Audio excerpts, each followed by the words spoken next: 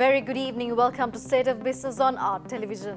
I'm Ashingsani Veerasinghe. Let's have a look at the headlines first. President stresses that international creditors should come forward with flexible facilities to extend unconditional support to developing and middle-income economies.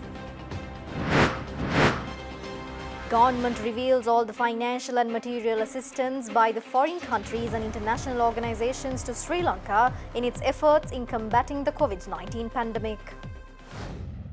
News in detail. President Gotabaya Rajapaksa stresses that international creditors should come forward with flexible facilities to extend unconditional support to developing and middle-income economies such as Sri Lanka.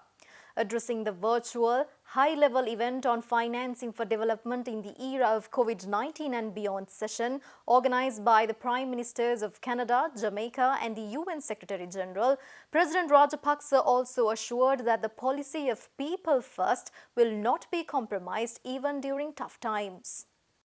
In Sri Lanka, main transmission channels through labor income, export-related income, tourism and connected services have impacted our real economy. Loss of employment and livelihood is large. Whatever the difficulties we have confronted, our policy of people first cannot be compromised, as human development is the only asset we value most. As this is a crisis beyond the control of government and business, international support by way of unconditional budget support and compensatory debt deferment facilities for official debt will have to come from multilateral and bilateral official lenders so that private debt and equity markets will not lose confidence. The multilateral and bilateral official creditors to developing countries have a special responsibility to be innovative in creating such space for developing world to revive their economies and should not insist on normal conditionalities of lending. Speaking further, President Gotabaya Rajapaksa reiterated that multilateral and bilateral agencies should focus on assisting the developing and middle-income countries with emergency funding facility while encouraging countries to focus on human development aspect.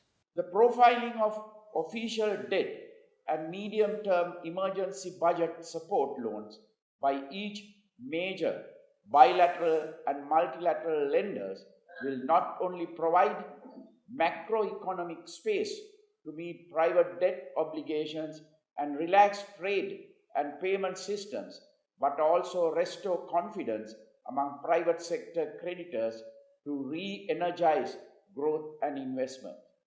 It is noted that middle-income countries seem to get subsumed under the overarching classification of developing countries, and thereby their requirements are not wholly met. The fast actions by large bilateral, multilateral agencies without placing conditionalities among themselves and coming forward as development partners in respective developing and middle-income economies is the responsibility of leading agencies and leaders of the world.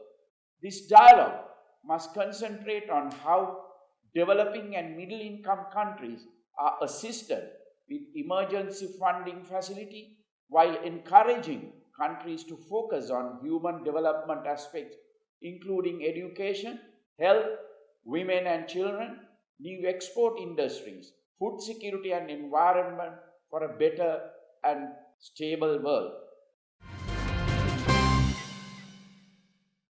A detailed report containing the information on the financial and material assistance provided by the foreign countries and international organizations to Sri Lanka in its efforts in combating the COVID-19 pandemic in the country has been provided to the Cabinet by the Prime Minister Mahinda Rajapaksa in his capacity as the Finance Minister.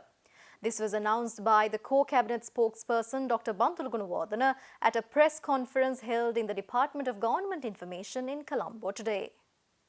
Accordingly, criticisms were leveled against the government, saying that the government is misusing the money provided by the foreign countries and international organizations to contain the COVID-19 pandemic in Sri Lanka. In response, Minister Dr. Bandula Gunawardena today stated that Prime Minister Mahinda Rajapaksa, as the Finance Minister, has submitted a detailed report on the financial and material assistance provided by international agents. Thus, this report includes information on the international loans, grants, medical supplies and services provided to Sri Lanka during the months of March, April and May. UNICEF has provided medical apparatus which is worth over 18 million rupees.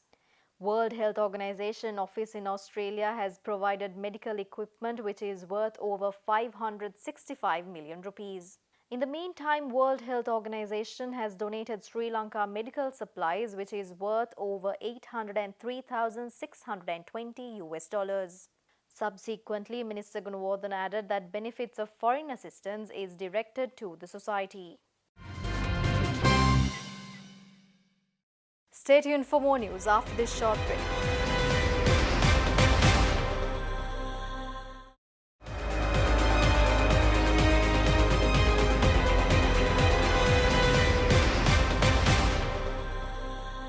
Welcome back after the break. National Authority on Tobacco and Alcohol revealed that 22% of Sri Lanka's women have become passive smokers at their own residences and another 11% women at their workplaces. Addressing a media briefing in Colombo, National Authority on Tobacco and Alcohol Chairman Dr. Samadhi Rajapaksa said that one person in every 30 seconds die as a passive smoker. National Authority on Tobacco and Alcohol had a media briefing yesterday to announce their plans for the World No Tobacco Day, which falls on May 31st. NATA Chairman Dr. Samadhi Rajapaksa, addressing the media, said that over 8 million people are subjected to death due to the tobacco products. He also highlighted that the tobacco industry spends over 8 billion US dollars in marketing and advertising, and they fill the gap created by fatal victims with another young crowd. Additional Secretary to the Ministry of Health and Indigenous Medicine Services, Dr. Laxmi Somatunga, highlighted that the responsibility on controlling the pathetic situation lies with media. Cigarette smoking. In Sri Lanka, we have been doing well because the prevalence has been dropping year by year. When you take year 2000, like it was about 30%, then it dropped to 22%. Now today it's around 15%. But among women in Sri Lanka, it's even less than 1%, which is a success. And another part of this tobacco use is smokeless tobacco. When you take smokeless tobacco in Sri Lanka, it's around 15.8% among Sri Lankans, out of which when you take only males, it's around 26% among males and 5% among females. I want to mention here the contribution by media has been instrumental in success story of tobacco control in Sri Lanka. Former Minister Partli Champika Ranawaka claims that present government had failed to bring back the migrant employees in several other countries in a situation where the countries like India has arranged special ships and has brought their citizens back to their motherland. He also highlights that migrant workers represent a significant role in the country's economy and they should be brought back to the country soon. Former Minister Ranawaka made these observations addressing a press briefing held at the Samage Jana Balawege office in Atulkote. දැන් මෙතුමන්ලා බොහොම පැහැදිලිව ජනාධිපතිවරණයට සියල්ලට පෙර 2015 ඉඳන් කියපු දෙයක් තමයි මහා බැංකු හොරු අල්ලනවා කියලා. අපිට KPව මේ රටට ගෙනාවු අපිට අර්ජුන් මහේන්ද්‍රන් කවුද කියලා ඇහුවේ. එහෙම කියලානේ මේ දැන් මේ පරණ ඒවා කතා කරන් දෙන්නේ කියපු පොරොන්දුව තියෙනවනේ. අපි දැක්කනේ මහා බැංකු හොරු අල්ලපු හැටි අර්ජුන් මහේන්ද්‍රන් ගෙනාපු හැටි. අර වාර්තාව නිකුත් වුණාට පස්සේ විගණන වාර්තාව අර ෆොරෙන්සික් ඔඩිට් එක. ඒක ඉතා පැහැදිලිව මෙතන මතක තියාගන්න මහ බැංකු වංචා දෙකක් වුණා අපේ පාලන සමයේ 2015 පෙබරවාරි 2016 මාර්තු. 2015 පෙබරවාරි වංචාවට අපේ ආණ්ඩුව වහාම පිළිවෙල කරා. 6 මාසයකට අධික කාලයක් හිරේ තියන් හිටියා. අලෝසියස්ලා මේ ආණ්ඩුවට බැරි වුණා එක විනාඩියක් අලෝසියස්ලාව හිරේ තියන්න. අද වෙනකන් අර්ජුන මහින්ද්‍රන් ගේන්න බැරි වුණා. ඒ ඇස්සේ තව දූෂණ වුණා යාරේ මේ කියලා කතා පවත්වන. ක්‍රියා කරන්න. අපිත් කැමති හොරු ඒ විදිහට එළිදරව් වෙලා එනවට. ඒ විදිහට රට සුද්ධ වෙනවට. දේශපාලන පක්ෂ සුද්ධ වෙනවට. Speaking exclusively to our television, First Capital Holdings states that trading of the Colombo stock market saw mixed reactions this week with both ups and downs. The market showed the mixed reaction for this week, continuous up and down trend. The benchmark all share price index continues a positive momentum from the previous week. However, on the Tuesday, the market index negative. On Wednesday, the green territory, the market experienced with a foreign purchase by the significant amount after 2 weeks, while John Keats boosted the turnover for the session, taking up the 59% of the total turnover, including parcel trades. And moreover, on the Thursday, the market entered positive territory for the second consecutive session, while the John Keats and Expo contribute 43% of the turnover for the session. And parcel trades made in Sanasa Bank, HNB and Expo Lanka substantially boost the turnover, while the market index uplifted by predominantly by the John Keats and Ceylon Tobacco. Speaking further, Assistant Manager on Research for Investments at First Capital Holdings, Achyutan Srirangan, also added that the outlook of the equity market in the coming week will be weak. We expect the outlook of the stock market to be weak in upcoming week, as well as the market correction continue to be weak in the sentiment. With the weak sentiment, turnover levels are likely to be slow and decline, and most investors are looking for a bargain hunting on selective counters. Stay tuned for stock updates after this short break.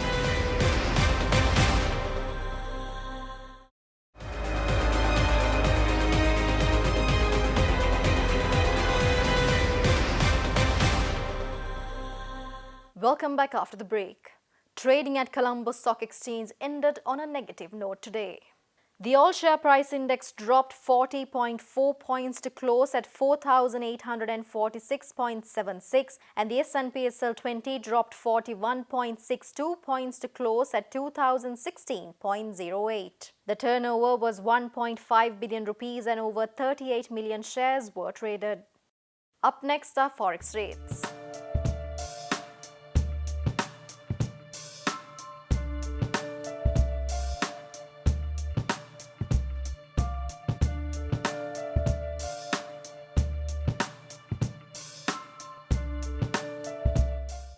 And that's all the news for today. See you again on Monday with State of Business at the same time. Until then, take care. Good night.